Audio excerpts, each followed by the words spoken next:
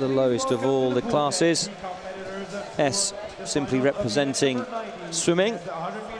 14 classifications, 1 to 10 is all about function.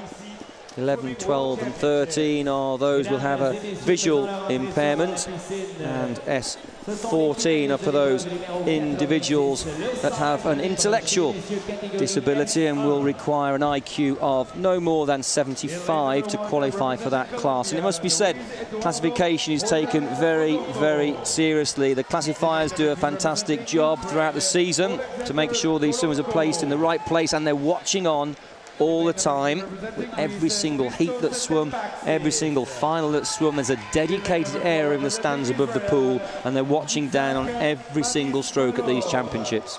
Yeah, classification is very often a contentious issue, but the classifiers work very, very hard at trying to make those classifications absolutely perfect so that everyone is competing on a level playing field.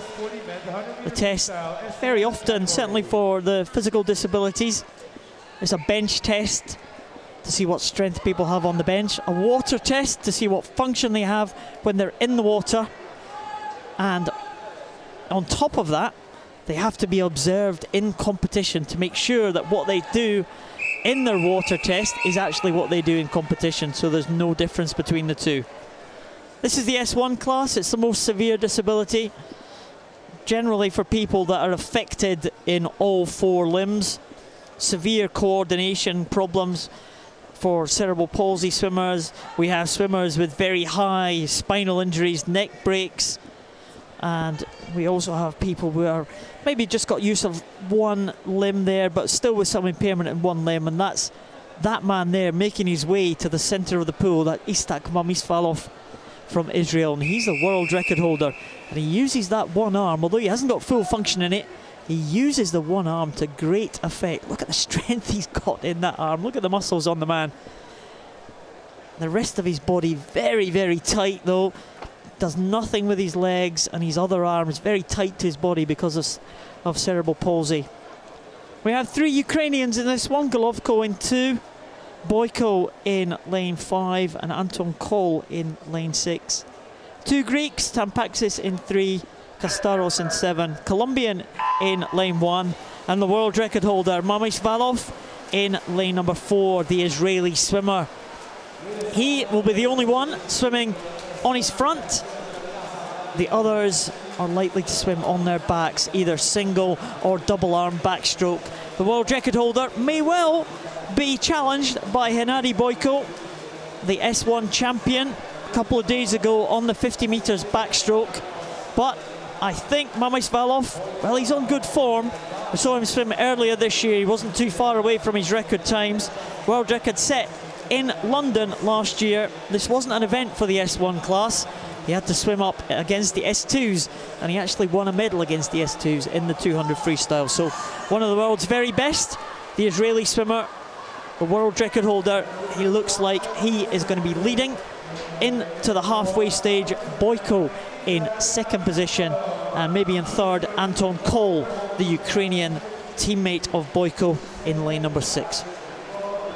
So all bar one swimmers swimming double arm backstroke.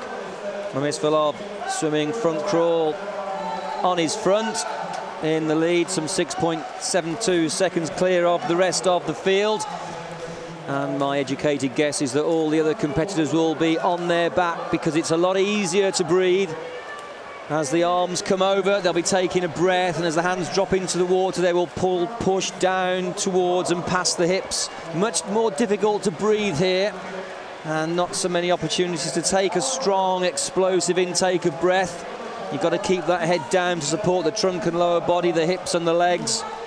And showing off more of a traditional front crawl here in this freestyle event, the 100 meters freestyle S1. So as we've explained, the lowest of the 14 classes, and still in the lead, Mamistvalov of Israel. Mamistvalov now just about to come into the last 10 meters. He will see the red markers, a sight he will be very pleased to see. You'll see the flags above him. Boiko in 2nd position, not really making much of an impression on the world record holder. The world record is 2:15.83. That has gone past, but the world champion is going to be Itzhak Mamistvalov. He will take Israel's first gold medal of these championships. Boiko will be coming in second position for Ukraine to add to his gold medal performance that he had in the 50 meters backstroke. And it'll be another medal for Anton Kol, the youngster from Ukraine. He touches now in 2:43.16, so he will be very pleased with that, because that is another massive improvement for Anton Kol.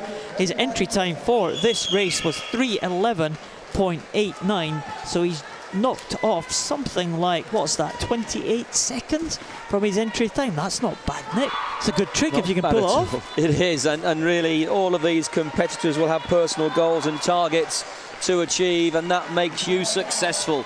We can't all be world champions. The goal only going to one, but this person coming in lane number 2, he's having a good meet. Golovko of the Ukraine, he stops the clock in 3:22.60. Just a little outside of his entry time, just perhaps 3 seconds. So not a season's best for him, unfortunately. Lane number 1, stopping the clock. And final swimmers coming home to conclude that final. In 7th place, Katsaros stops the clock for Greece in 3:44.33. There's the start. You see the coaches holding the swimmers in position. As we said over the last couple of days, they cannot add propulsion to the swimmers. They can't push them out there, but they are allowed to hold them in position because of the severe disability. The swimmers are unable to hold themselves against the wall. Mamistvalov, though, great shot there. Look at the tightness of that arm, that left arm. Look at the strength of the right arm. He's got no movement at all there in his other 3 limbs, just using the power of that one really strong arm to get him over there. And he's a bit of a different style from the rest. As I was saying earlier, Nick, it's a lot easier to be on your back. It's very much easier to breathe. But this man, the Israeli swimmer, finds it easier to swim on his front, and he's developed a style all of his own, and it's very, very effective. It's taken him to Paralympic medals, and it's taken him again to world medals. Again, he is the champion, ahead of Hennadii Boiko and Anton Kol. That's the 1, 2, 3. Kol the bronze, Boiko the silver, Mamistvalov the gold. He's the world champion.